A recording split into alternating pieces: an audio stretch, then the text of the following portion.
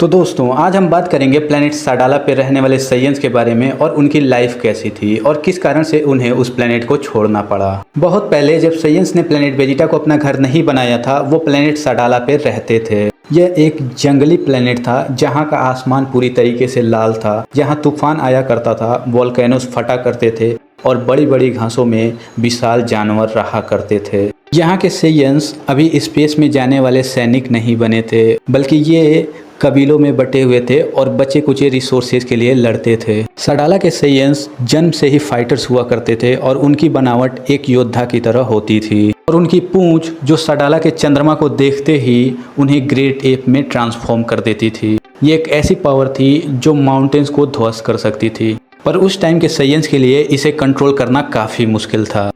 बाद के साइयंस जिन्होंने फ्रीजा के अंडर इस फॉर्म को पूरी तरीके से मास्टर कर लिया था, उनके मुकाबले इन साइयंस के लिए उजारो एक गॉड गिफ्ट माना जाता था। पूरी तरह से कंट्रोल ना कर पाने की वजह से वॉर में इस उजारो फॉर्म को दो धारी तलवार के जैसा माना जाता था, जो जीत तो दिला सकता था पर पूरी तरीके से कंट्रोल ना कर पाने की वजह से ये अपनी सेना का विनाश भी कर सकता था। पहले के साइयंस काफ़ी सारे कबीलों में बटे हुए थे और हर एक कबीले का एक लीडर होता था और उस लीडर की पावर ही डिसाइड करती थी कि उस कबीले की ताकत कहाँ तक होगी।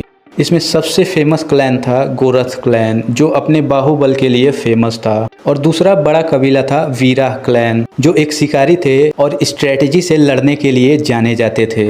और बाकी के क्लैन जैसे जालून और कोरथ, ये तो बड़े बड़े जानवरों को अपना पालतू बनाते थे और वल्केनो से अपने हथियार भी तैयार किया करते थे। स्टोरी का मेन बंदा है कायल, जो कि गोरथ क्लैन का एक वॉरियर है। एक एवरेज पावर लेवल का वॉरियर होने के बावजूद भी इसकी महत्वाकांक्षा बहुत बड़ी थी। कायल का जन्म ऐसे समय पर हुआ था जब चंद्रमा की रोशनी पूरे साडाला पे अपनी चमक बिखेर रही थी। लेजेंड्स के हिसाब से ये एक महान योद्धा के जन्म की ओर इशारा था, पर उसका कबीला संघर्ष कर रहा था। गोरथ क्लैन ने वीराह क्लैन के अगेंस्ट एक युद्ध करके अपनी टेरिटरी और अपनी ताकत दोनों हार ली। काइल अपने कबीले की इज्जत वापस लाना चाहता था, पर उसका लो पावर लेवल होने की वजह से उसे कोई भी सीरियस नहीं लेता था। अब बात करते हैं सिलीस के बारे में। वीराह क्लैन की एक स्मार्ट फीमेल वॉरियर जो अपने क्लैन के क्रूर बिहेवियर की वजह से परेशान हो गई थी और इसी वजह से उसने अपने क्लैन को छोड़ दिया था। सिलीस शक्ति से ज़्यादा स्ट्रेटजी पे फोकस करती थी और उसने काइल के नेवर गिव अप वाले स्पिरिट में पोटेंशियल देखा और दोनों ने सीक्रेटली ट्रेन किया। गोरथ का बाहुबल और वीराह की स्ट्रेटजी को मिक्स करके दोनों ने एक अटूट शक्ति बनाई। अब बात करते हैं टफलेकिन के बारे में। साइयन रेस साडाला पे अकेली नहीं थी, वहाँ टफलेकिन भी रहते थे, एक छोटे स्पीसीज जो कि टेक्नोलॉजी में काफ़ी आगे थे। ये नॉर्दर्न कॉन्टिनेंट्स पे साइनी सिटी स्टेट्स में बसे थे। साइयंस जहाँ लड़ाई के लिए जीते थे, टफलेकिन अपने दिमाग पे फोकस करते थे। ऐसी मशीन्स और हथियार बनाते थे जो साइयंस की पावर को चैलेंज कर सके। सालों तक दोनों रेस एक दूसरे से मिलजुल के रहते थे। टफलेकिन्स टेक्नोलॉजीज देते थे और साइयंस साडाला पे आने वाली मुसीबतों से उन्हें बचाते थे, पर दिक्कतें बढ़ रही थी। टफलेकिन्स ने अपने शहरों को बढ़ाना शुरू कर दिया, उन उपजाऊ ज़मीनों को लेने लगे जिन ज़मीनों पे साइयंस शिकार किया करते थे। बुरा ये हुआ कि उन्होंने लूनार सप्रेसर बनाया जो कि चंद्रमा की लाइट को रोक देता था और साइयंस जायंट एप में ट्रांसफॉर्म नहीं हो सकते थे। साइयंस का सबसे बड़ा हथियार छीना जाने लगा और इसी कारण साइयंस ने वॉर डिक्लेयर कर दिया।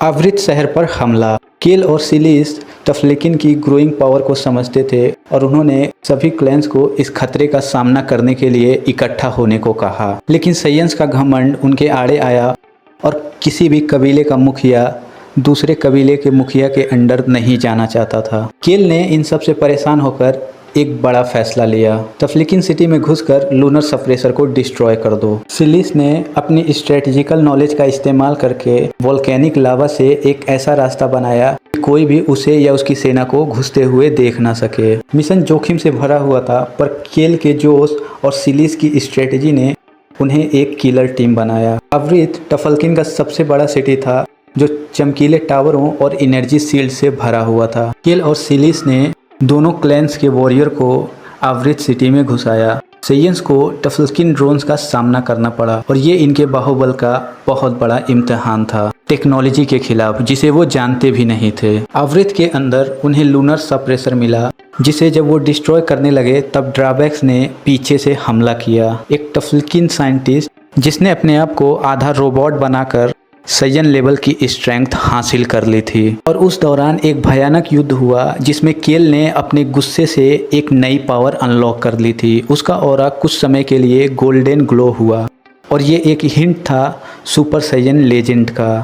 सिलिस ने एक चुराए हुआ टफ्लिकिन डिवाइस यूज करके सप्रेसर को ओवरलोड किया और वो ब्लास्ट हो गया। मिशन तो सक्सेसफुल रहा पर आधे से ज्यादा सेयंस मारे गए और आवृत के डिस्ट्रक्शन ने वॉर को शुरू कर दिया। टफ्लिकिन ने डेडली वेपन से काउंटर किया जबकि सेयंस ने अपने ग्रेट जायंट ऐप का यूज करा। प्लेनेट सडाला वो बैटलफील्ड बन गया था जिसका इकोसिस्टम वॉर की वजह से खत्म होने लगा। ये वॉर काफी सालों तक चला। केल और सिलिस सेयंस के बीच लेजेंड्स बन गए। उनकी सक्सेस से प्रेरित कबीले जो थे वो फाइनली किंग यामोसी को अपना लीडर बनाते हैं और एक जगह इकट्ठा होते हैं। यामोसी को ये पता चल गया कि सडाला इस वॉर को झेल नहीं पाएगा। उसने अपने लोगों के लिए एक नया घर ढूंढने का फैसला किया। यामोसी के द्वारा भेजे गए सैनिकों ने एक प्लेनेट ढूंढा जहां पे रिसोर्सेज की कोई कमी नहीं थी, जिसे बाद में प्लेनेट वेजिटा के नाम से जाना गया। टफ्ल्किन के चुराए हुए शिप्स का यूज करके सेयंस ने प्लेनेट सडाला को छोड़ा और प्लेनेट वेजिटा पे जाकर बस गए।